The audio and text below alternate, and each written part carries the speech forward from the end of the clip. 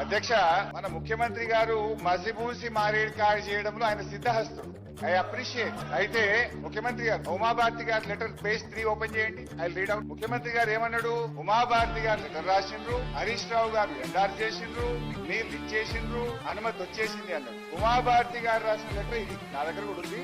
Page 1 మీరు చదివింది, page 3 నేను చదువుతా, కొద్దిగా మీరు కూడా చదువుకోండి. పేజ్ 3 paragraph 3 ఉమాభారతి గారు రాసిన లెటర్ ఇది. వారి సంతకం ఉంది, ఎంబ్లం ఉంది. In case there arises a need for release of ecological flows as one of the condition in general being imposed nowadays by MOEF, wherein 30% monsoon flows, 25% non-monsoon, 20% lean season corresponding to 75% dependable year is being advocated to be released. Under such circumstances, the proposed diversion of 160 TMC of water may not be available for utilization. The strategy to meet out planned utilizations under such circumstances need to be clarified.